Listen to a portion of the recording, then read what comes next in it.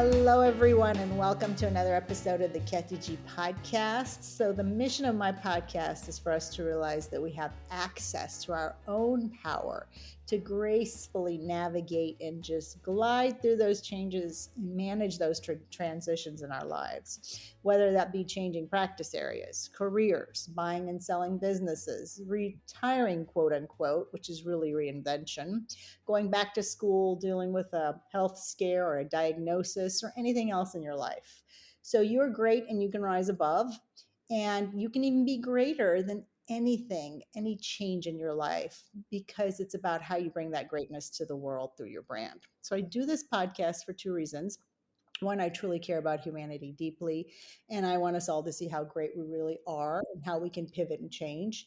And two, because I struggle just like you with my own feelings of being less than, and some days are good and some days aren't. But today is a great day because we are in store for a treat, my listeners. I have with me Michael Trezza, who is CEO and founder of Giant Leaps Learning. Welcome, Michael. Thank you, Kati. It's great to be here.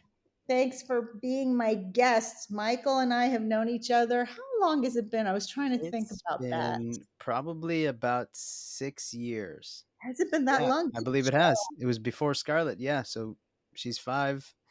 And Scarlett is his daughter, for those of you wondering. It's what that is. Could have been anything before. But yes, and boy, we could have a whole segment on Scarlett and how beautiful yeah, that 5-year-old baby, she's no longer a baby, is. But 6 years, wow. Yeah, we met yeah, at an organization, and then Michael got me involved in another organization. And today, I really want Michael to share with us his journey and his thought process and his being around change and transition, because I find it a really great example of how things can work when we allow it to. But before we get into all his nuggets of wisdom, can you start so we have framework and context and tell us about your story? sure. Yeah, how far back do you want me to go? I could start as a kid. I can start in college, or work careers. What do you think? A wee one in diapers. Well, Okay. let's Yeah. do a mix. So tell us where you were born Yeah. and how you ended up out here on the West Coast, and maybe any relevant Sure. experiences that you had before you moved out here to the Yeah, West Coast. sure. So I am from New Jersey originally, born and raised in New Jersey. Went to school at University of Maryland and studied fine art and painting there, and then moved back to actually back north to Brooklyn, and went to School of Visual Arts for a little while to sort of deepen that study. And somehow I got involved in technology, and everything just clicked there. Really, it was a teacher there. I've always been interested in computers and programming, but there was a specific teacher at School of Visual Arts who just allowed me to make sense of connecting technology to my art. And that's one of the first times where things changed for me, when I started to think about where technology was going and how I was going to use that to express myself. And I started creating all sorts of online art at the time, digital art. And a company found me and decided to hire me as their lead programmer uh, for this company, Access 360. And we did some of the coolest, groundbreaking digital art at the time. This was around 99, 2000. Um, and we were building websites for Major League Baseball, for the band In Sync, if you remember them. Some really, really cool stuff that was pushing the envelope. That company folded, having nothing to do with me, but the company folded, and that's when I took my first leap, and I hired most of the people from that company, and I started my first company. So I was a wet behind the ears, sort of 22-ish year old, something like that. And Wow. yeah, I don't know this story, no, folks. I'm so embarrassed, but I'm just going to own up to it and not be embarrassed. not at Going all. 6 years and I don't know the background, because my first thought was this fine arts background is so right brained and creative, and Hmm. engineering is generally known traditionally to be left brain linear. And the way Yeah, you married them together is fascinating, right? yeah, it just made sense at the time. A lot of the art that I was creating turned into programmatic art. I was writing code to create art. and something just clicked. It just made sense to me, and that's how I learned to program. And then I became a programmer, and then I got that job, and then that job kind of went away, and I created a company, and then I became an entrepreneur, and I started kind of going away from programming a little bit. And I ran and grew that company on the East Coast until 2008, and it was very successful, and it was an amazing experience. And then 2008 came around, and so that was maybe like the second major milestone. 2008 came around, the financial world collapsed, and that impacted a lot of the clients that I had at the time. Not so much my company directly, but indirectly, it impacted our the budgets. And I was at that time, I was just kind of getting a little bit disillusioned with the East Coast, with the grind of New York. I was living in Brooklyn, and then Jersey City, and kind of not really commuting into the city, but going to a lot of meetings in the city, and it was just a lot, and I was getting tired of it. Me personally, I like to be outdoors. I like to be in nature. I like to camp and climb and hike and rock climb and things like that. And I was getting further and further away from that, and there were more and more excuses to not do that sort of stuff that charged me up. And that's when I decided that I needed a break from the East Coast, and I was headed to Colorado. And what happened, like all the beginning of all great stories, a girl convinced me to move elsewhere. I ended up in San Diego, and that turned out to be one of the best decisions of my life for sure. Thank Um, goodness for that girl. Yeah, right. Exactly. Exactly. Bless her heart. Yes. So I ended up in San Diego in 2008, 9, and I opened an office in La Jolla, and I kind of rebuilt that company in a slightly different way. For in the early 2000s, we were a web design and development company, and from 2009 onwards, we're more of a software development company. So more dealing with business process automation and software tools and things along those lines. um, where the story becomes more interesting is the business next to mine was owned by my now wife, and that's how I met her. So her company was directly next to mine, and we would see each other, and she came over to have us build a piece of software for her company, and it successful enough that she said yes when I asked her to marry me, and Ah, there's thank God that. you knew what you were talking about, or Yeah, exactly. not be in your life today. I'm kidding. Exactly. That's fun. That's Yep. awesome. Yeah. She got software and a husband. Yeah, That's exactly. a typical offer, but I No, really no, no, love that's not it's not mentioned on our website. it. No. And, So, yeah, go ahead. um, I just have to say, I hope for the listeners who are hearing him, you're not missing the finer point that all of these pivot points, changes, and transitions that Michael went through is because of this awareness you had. Like, Mhm, it's so when you say it, it's like, oh, of course you wanted to be out in nature more. mhm, I think that's what we miss, that mhm, what does our heart want? What do we want? Versus, I've been doing this for this long and it's hard to think of who else I can be. And I'm just going to keep doing it because I don't want to rock the boat. I don't want to mhm, recreate. It's not broken. And we don't want to look at it as broke, but mhm. isn't it something that could be less broke, more fantastic, right? By having some Absolutely. self-awareness. So I really applaud you for having that self-awareness because I don't want that piece to be missed by my listeners. That's the Sure. important part here. Sure, yeah, I appreciate that. That's something, that, uh, I've been trying to work on, and, let's say, put work in on for the last 20 or so years, is to be more self-aware, and more present to what I'm feeling and thinking and what's serving me and what isn't. It's I don't wanna say it's a constant battle, but Takes it's effort. work. Yeah, exactly. It's everyday work. Some days are better than others.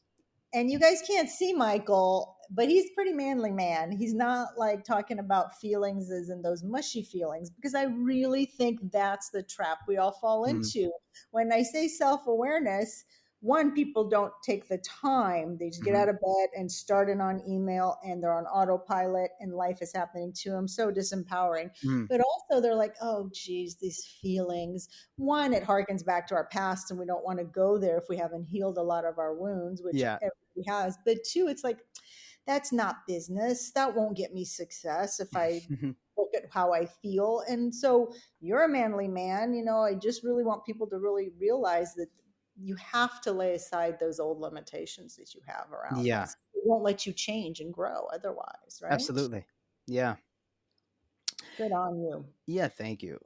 So to pick it up, where uh You're out lithium, here, you're yeah, married. out here, married.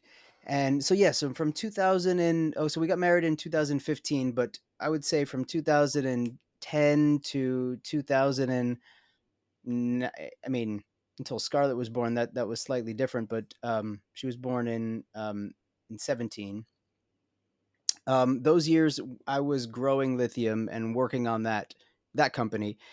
And you know, over the years, it had been a long time, Kathy. I had had that company since 2000, give or take, right? A long time. So 17 years at that point, and I had been it hadn't been serving me for the last number of years up until that point. What does that mean? It Tell us. means I was getting it was more it became more frustrating.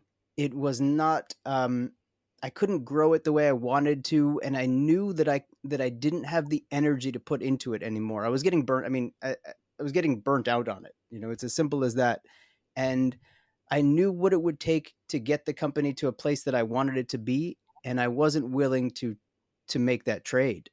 Very well said. Yeah. Somebody said something to me once before, and it's like a quote or something. You can have anything you want if you're willing to trade for it, or something along those lines, right? Yeah. And I wasn't willing anymore, and so I was at sort of an impasse. It had My entire professional life I had had this company, essentially, except for maybe a year in the workforce. I didn't know anything else. I don't feel I'm particularly hireable, really, after after all these years doing my own thing. So it was a little bit of it was a challenging place to be at. And Scarlett was born, and so I felt stuck at that point. Scarlett was born, and everything changed for me really overnight. And I know everybody says that about having a kid, but wow, I just started to think about the world differently and look at it differently, and think about my responsibility changing, and what the world was going to look like, or is what the world does look like, that I'm bringing this little kid into, and who I want to be in that world, and the sort of role model I want to be for her. And somebody told me this once that really stuck with me, is if you could write a story that you want to tell your daughter about your hero story, what would that be? Would it be like, yeah, you stayed in a position that you were stuck in for forever because you didn't know how to get out of it and didn't have the courage to get out of it, sort of thing. And it really hit me, and I was like, okay, so what do I do? um Mm. I marinated on that for a little while, and I've got something in my eye. I marinated on that for a little while, and then COVID came around, and it took the options away from me. My business was impacted badly. And What a um gift. yeah, at the time it didn't feel like one at all, but yeah, it absolutely was. um the business was devastated by it, really. And I realized that I had this sort of epiphany that I did not want to bring it back to life, and I wasn't willing to get it even back to the place that it was before. um, and I had been sort of nurturing this idea from when Scarlett was born, about building another company, and COVID gave me the permission and the opportunity to do that, I suppose.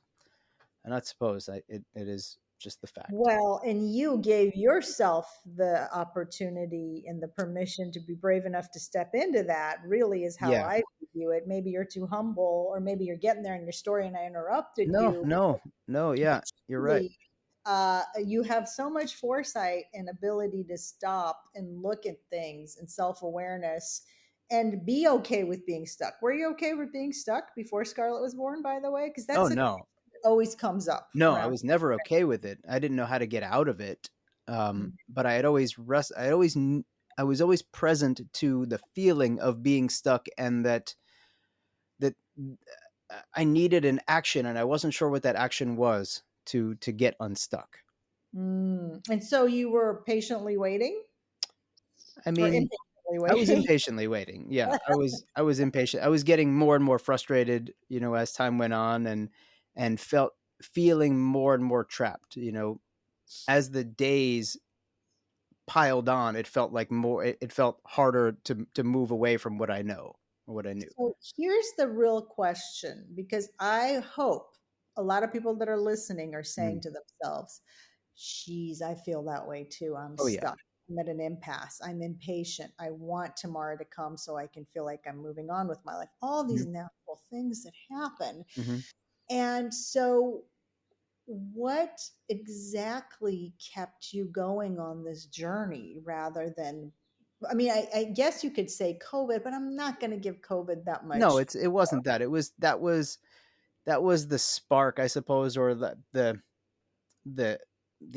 I don't know, the reason it shook things up. It pulled the rug out, Yes, for most of us, for frankly, most of it's us. a Yeah. blessing. Yeah. And but you still saw opportunity.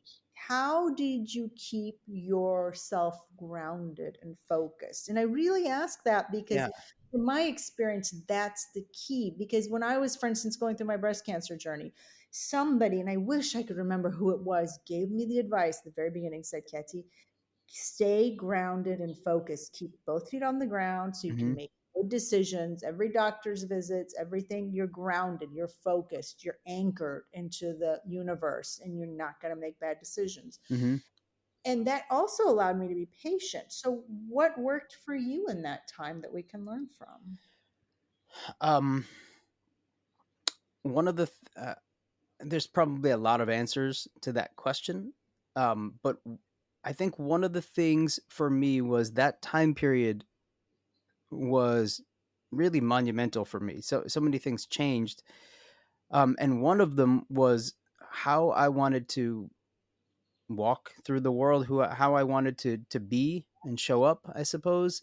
And what that means, I mean, that means nothing. But what it means is, It means a lot. well, yeah, there's a lot to unpack in there.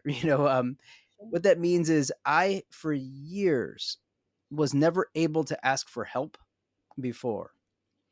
I had so much baggage with having this company for so long, and then it was overnight devastated on some level, and there was so much like shame wrapped up in there, and even having it for so long, I was unprepared and didn't have the tools to ask people for help as I never had before.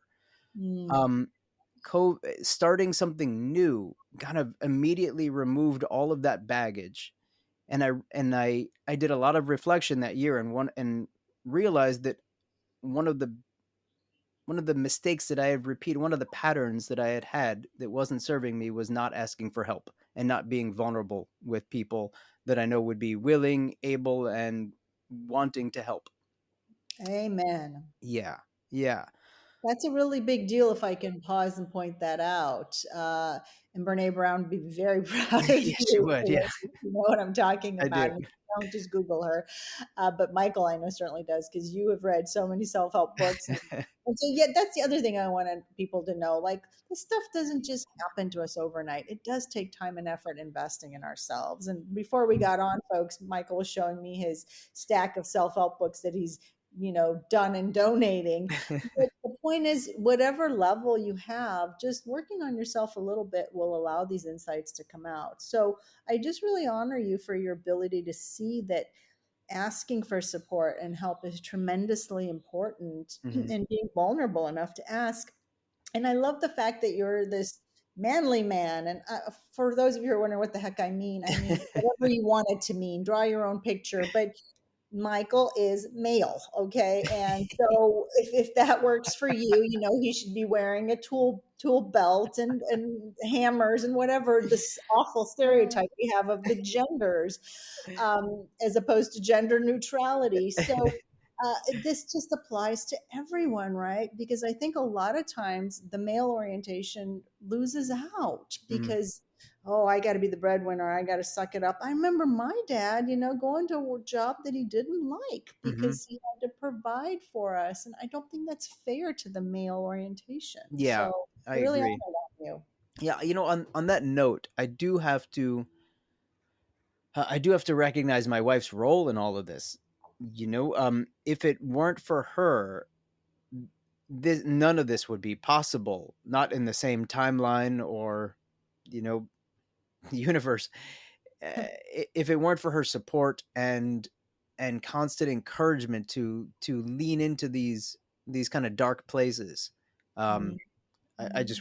I wouldn't have been able to go, to make these jumps, Yes, and her thank you. and for her confidence in me. Yes, thank you for noting that. And for those of you who are listening, going, well, I'm alone. I don't have a spouse, Hmm. much less anybody in my life. And Yeah. I know there's plenty of people that say that. What do you say to them when they say that? What do I say to them that feel well? Okay, being with a partner, it, it there's a responsibility there. So when I was alone, it was easier. I could take risks. I could make decisions, and if it only impacted me, and I was okay with that. I'm happy to take a risk and have it just impact me. But now that I've got my wife and daughter in the boat with me, I can't just make unilateral decisions anymore. Um, it gave me there's more weight and more responsibility to it. I don't know that answers the question. I'm saying like it's not easier necessarily because Yeah, you have that yes. support structure, right? Thank you for reframing it because we always think, well, I don't have support. I don't have Mhm. anybody. Well, there's always upside with downside, right? There's Yeah, always two sides to when you have somebody to support yeah, you, you also have a bigger responsibility to support them back and to be an right, right. equitable partner for them. Hmm. And so, and the other thing I think is people aren't really alone. You don't have to look at your life as without a significant other or partner or Hmm. children. The world is full of people that would love to support one another if we just have these kind of honest conversations and say, Yeah, Kathy, I "Oh, couldn't agree more. And to that point, and it goes back to like the sort of epiphany that I had that year about asking for help and about being vulnerable. I even with my wife Megan, I did feel very alone in a lot of circles because I wasn't being authentic, and I wasn't being vulnerable or asking for help. And it's amazing the forces that come to your aid if you start asking people for things. yeah, Um, yeah, for support. absolutely." And so it's scary though, right? Oh yeah, absolutely. It's terrifying, especially if you have an ego that's as well developed as mine is. It's I love it. terrifying. But okay, I'm sure people listening again, I always play the devil's advocate because I listen to lots of stuff and I'm like, but so what if it's just what's the one thing people can take if they're one step people can take, excuse me, if they're saying, yeah, maybe my ego is bigger than yours, or I'm not brave enough to do that. What's a recommendation you have? And then I really want to talk about giant leaps learning. Wow, a recommendation if somebody can you Yes, I reframe the always question? say this. Yeah. So if someone's saying, I want what Michael has, I want those experiences, I want to be brave enough, but I don't have support and I'm afraid to ask for help. And my ego apparently is bigger than my goals. And I don't know how to be vulnerable. And this is Mhm. some conversation they're having deep Yeah, within their yeah. heart, right? Not out loud to anybody, Right, obviously. right. What would you say is one step they can take or Yeah. one little change in their mindset they can take to reframe that conversation they're having with themselves that's not serving them well? Sure. Something really simple I think would be to ask yourself, what does the world look like if you took those actions that you are afraid of? And is that the world you want to live in? Wow, that's beautiful. What does the world look like, folks, if you took those actions that you're afraid of? Mm, And is that a world you want to live in? yeah. And if so, are you willing to do what it takes? And so I just want to pause and let that really sink in. Mhm. What does the world look like if you took those actions that you're afraid to take? And is that a world you want to live in? Not that there's anything wrong with the world you live in now. We don't want to No. make it all doom and gloom, Yeah. but humanity is about growth and evolution. Otherwise, we would not have running water or lights That's or right. cars or now going to the moon and to space, right? So Yeah. everyone is responsible for their part. And that's not to put a burden on you guys when you're listening to this. And everyone gets there in their own way, and Hmm. it's all good. But that's a brilliant question. So I think that's a really nice segue into what Giant Leaps Learning is all about. Is you Yeah. iterated and got there. You guys had Scarlett. You Hmm. have the support of Megan. You also have the responsibility of having them in the boat. Right. Right. Lithium is no longer really, viable thanks to the pandemic, and you're Mhm. stuck. And then you come into Giant Leaps Learning. Tell us about that. Yeah, so when Scarlett was born is when I had this idea for it. She was born, and I started to and it was at that time that I joined Gen Next, the organization that I had you involved with as well. And it's only important because these two things sort of dovetailed in a really interesting way. My understanding about my responsibility changed, and I started to think about the future differently. Even simple things like, okay, so Scarlett's born, and I wonder what the world is going to look like when she's 18, or when she's my age, when she's in her 40s. Like, what is that world going to look like? Being in tech for my entire career, I saw sort of firsthand at the speed of evolution and just how quickly things change. Mm. Um, I've told this story before to people, that this idea that the first iPhone, let's call it just the first smartphone, really was 2007, right? Is um that right? that's not that long ago in the space of human history, I mean, right? I'm shocked. I have not stopped to think about Yeah, that. it's so yesterday in the course of human history. And when you think about the world before that and after that, we went from a world where nobody had one to today, only 15 or so years later, the entire world has essentially a smartphone. Almost the entire world. It's like 90 something percent. It's crazy. And what that's done to democratize information and access to information, and allow people to connect and communicate. That's all a side story. But what's important is this piece of technology came along, and it went from zero to 60 overnight. And all sorts of other pieces of technology are doing the same thing. You and I live in San Diego, and I see autonomous vehicles, Qualcomm autonomous vehicles on the highway all the time, All the time. right? It's so funny you say that. Yeah, Just yesterday, I was like, every other car was one of them. And I yeah, was so happy to see that. yeah, It's yeah. progress, right? It's It's growth. progress. Yeah, I mean, It's for better or for worse, it's progress, and that's the point. It's like it's happening very quickly. And what other thing is going to just show up one day that you sort of just accept as, this is today's the norm. interesting news, as the norm, and it's going to be ubiquitous, overnight, right? So I just started to think about the world that Scarlett was going to see when she was 18 or 40 is going to be so dramatically different than the one that we live in today, and not in a scary way. It's going to be different.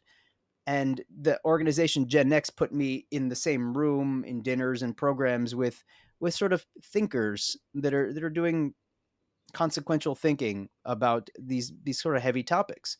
So these two things dovetailed, and I realized that, well, as I started to think about how I was going to educate this little girl, and how I was going to help guide her and prepare her for this sort of dynamic and, let's call it, uncertain future, looking into options for that, it, it was a little disheartening. There isn't a lot of great options to sort of solve for the future.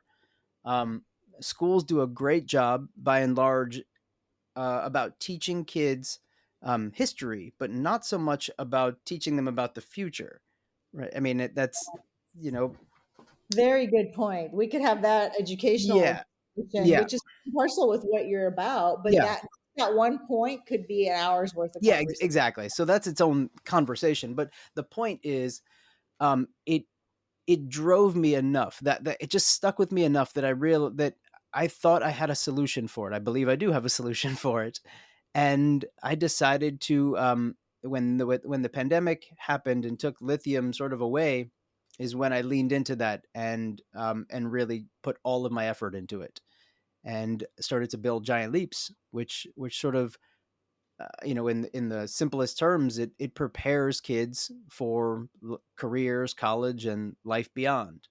Um, And how does it do that? If you it do- can yeah, summarize it for absolutely. So the sort of three pillars that it stands on are self-awareness, global awareness, and then critical thinking skills, 21st century skills.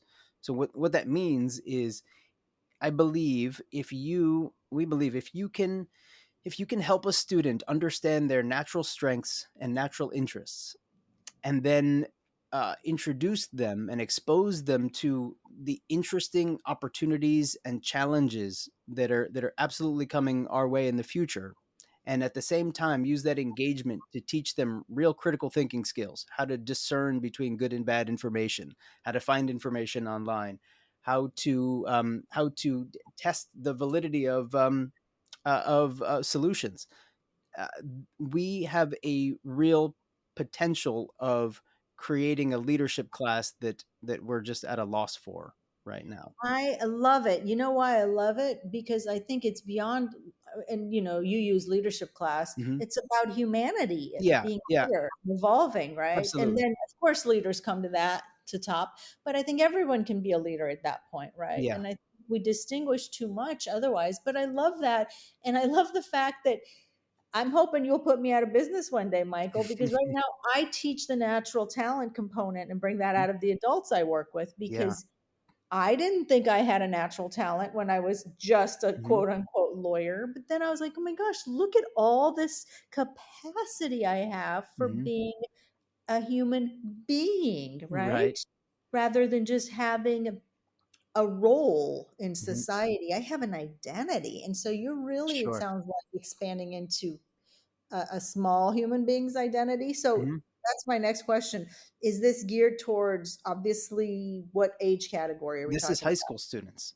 This is Oh, Yeah, brilliant. yeah, Even yeah. better. Okay. Yeah, so this is designed for high school students, and I really toyed with the idea of going older, younger, and we tested a bunch of different pilot programs for older and younger kids, but really this is a it just turned out to be such a perfect age to get them where they're able to understand these concepts about the future potentials, and they're not too young there, and they're not too old where they're sort of where their creative curiosity has been dulled a little bit, or jaded, I suppose. Yeah. I love it. So for the parents that are listening, how does this correspond with what's the word I'm looking for? Regular high school Yeah, yeah, curriculum? yeah, The kids absolutely. in regular high school, what does that mean for them? They can't take No, no, no. advantage It fits of. on top. It's designed completely to fit on top of and alongside of traditional school. So it's an after school online enrichment program. Ah, Um, it's online. I yeah, got it. So yeah. anybody can have access to it. Yes, yes, exactly. There's a one of the components of it that really is the special sauce, or part of it is this sort of one-on-one weekly coaching that each student gets. So there's that, and then there's an online curriculum that is completely adaptive and unique to each student. So it's hyper personalized to each student. And how do people access this? Is it through the schools that you sell through, No, or is it's it one on directly, yeah, it's direct? directly to parents. Yeah, giantleapslearning.com. Okay, that was. I'll ask you that again at the end of the Sure, program sure. so people can access it. So on this journey, and again, if people are going, well, that's because he had a wife, that's because he had a child, so that created the epiphany. He'd already made his money through the other business. He was creative. I'm not. I'm thinking of all the reasons that people Yeah, could yeah. say he changed, but I can't. He was up for transformation because he'd read self-help books. What would you say has been the most significant impetus for you to keep iterating and growing and being open to change and transition? Because it's not comfortable, Mm. right? We're not saying, folks, that this is just a barrel of laughs and lots of fun and easy. We're not saying that. So what would be the biggest impetus for you to Yeah, keep going? one of the biggest challenges that I've always sort of struggled with is, you mentioned it very early on in the podcast, the sort of not enough thing.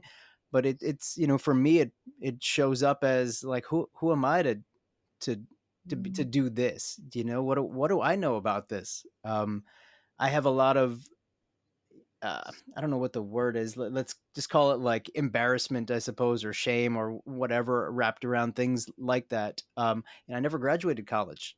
I just You became an didn't need it. entrepreneur. Yeah. I mean, it didn't make sense.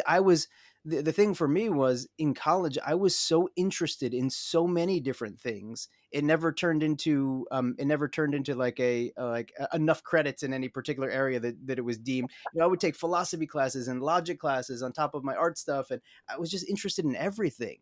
And I wasn't prepared for college when I got there, so I knew exactly who the person is that this program is for now on some level, or at least part of it. But It's for yeah, you. It's for the it's for that's the one of the avatars. It really is the sort of creative, curious, maybe disengaged student. That's one of the people.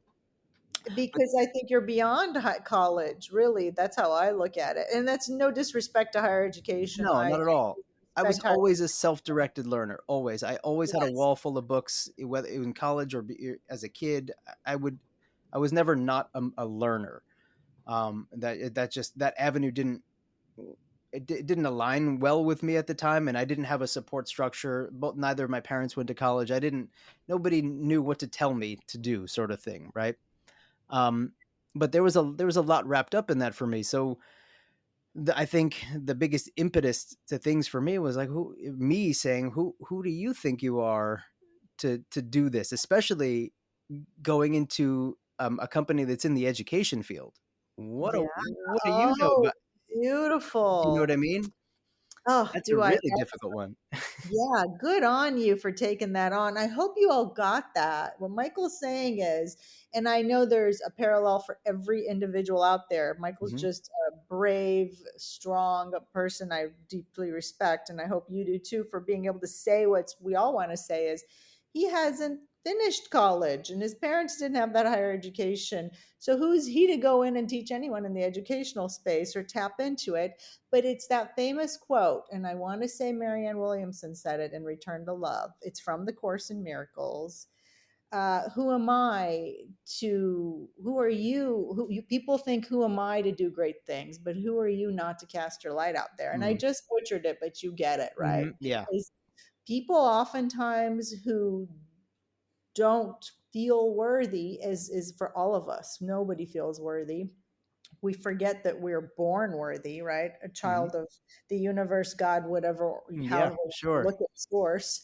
But we forget that. So who are you not to do that? Because then how can the rest of us access the Hmm. greatness of the universe through you? Okay, look at it this way if it Yeah. scares Yeah. you out there Yeah. as you're listening, right?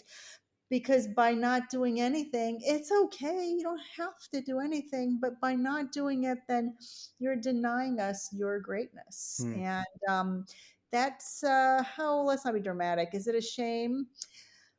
What's wrong with making money and making the world a better place and being a resource and supporting others? I mean, it just brings me to tears. I think like Yeah. there's nothing better in the world than that. I agree.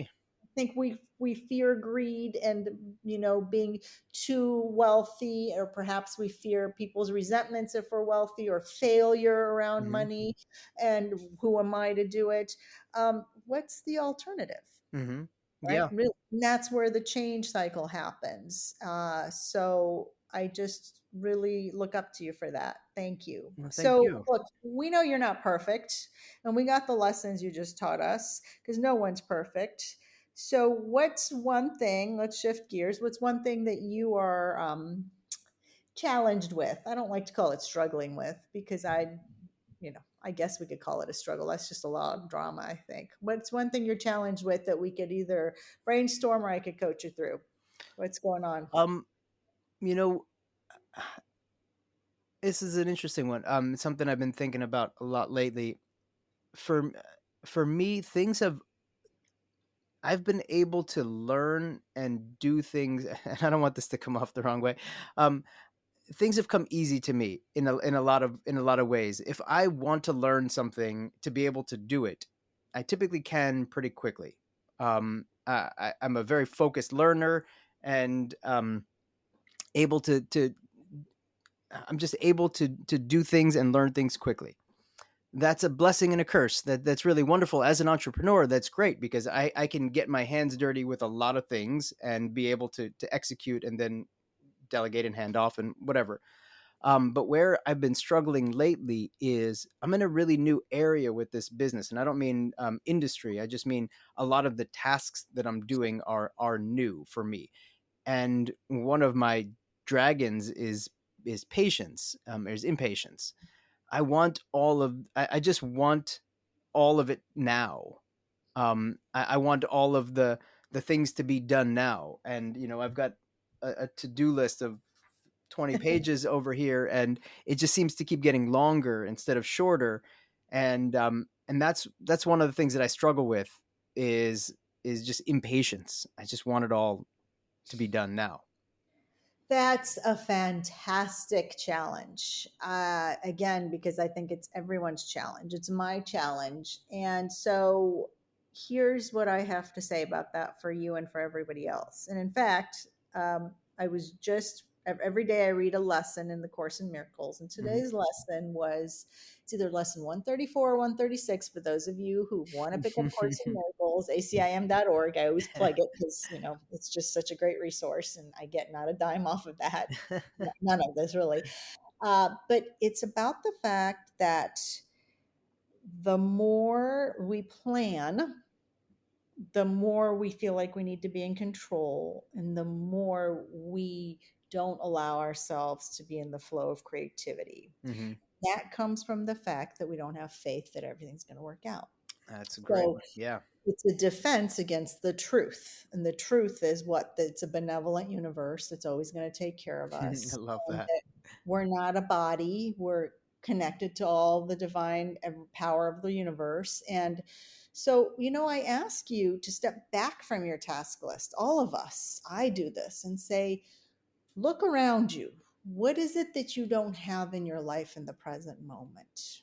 When have you never been provided for? It takes going big and seeing the big picture and then narrowing it down and looking at the application of it in your own life. And then saying, so in this present moment, I have everything I need. And so I'm just going to trust that I'm moving forward into the next moment that's going to provide for me instead of looking backwards.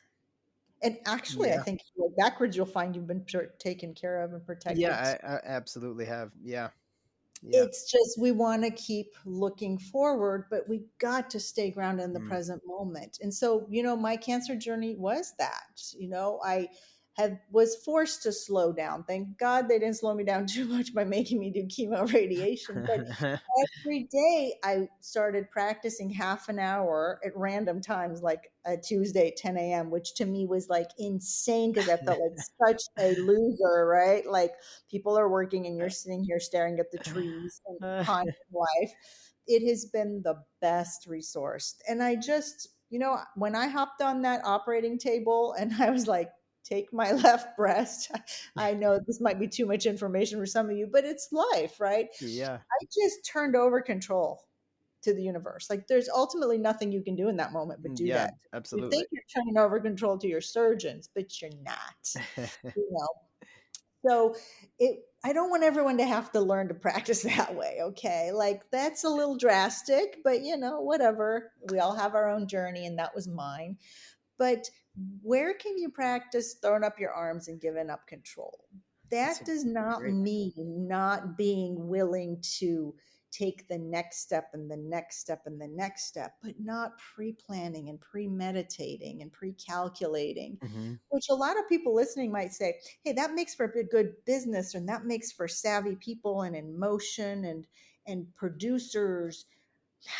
Yeah, but at the end of the day, what does all that get you if you don't have peace of mind? Amen. Yeah. Exactly. So keep your list, but hide it for a while and see if anything changes in your life. Mhm. Do you really need it? I'm a list maker too. I am just telling you what I'm looking forward to taking my own advice on. Uh, But it's a real issue that we all face, and it all comes back to lack of faith that Hmm. everything's going to work out and that we're always taken care of. Yeah, And you don't have to be religious to believe in that, but you do have to have some bigger faith picture orientation that it's not just you against the world, that right. there is a big ecosystem of support built in. And it's not just having a spouse, and it's way bigger than that. So does that make sense? Does that feel fair to try on? Absolutely. Yes. Give it Yes, a it go. does. Any parting words before I ask you where people can reach you, Michael? Anything, thoughts you want to leave us with? I can't think of anything in particular. Um, no, I think I'll put a pin in it there. I really Sounds appreciate good. it. And if we wanted to find you, how would people, parents, educators, students, self-directed learners, Yeah, investors, giantleapslearning.com or giantleapslearning.com, that's or right. Or Michael Trezza on LinkedIn. You can my email and phone number are there for anybody to contact me. beautiful. Thank you for being my guest. Thanks for being so open and so raw and so real and sharing your change and transition journey. It inspires me, and I'm hoping it inspires you, the listener, to take what you learned from Michael, see what of it applies to you, makes sense for you, and then adapt it. Because, right, you're not Michael and you're not me. And that's the beauty of it. But you have your own gifts and abilities, and you have the power within you, if you'll empower yourself to take that one step. You don't have to take giant steps. You just have to take little steps to get yourself moving, and that's a great thing. I love it. Thanks for being there, Michael. Hey, Appreciate it. thanks for Until having next me on. I appreciate time, it. I take you out off my plate.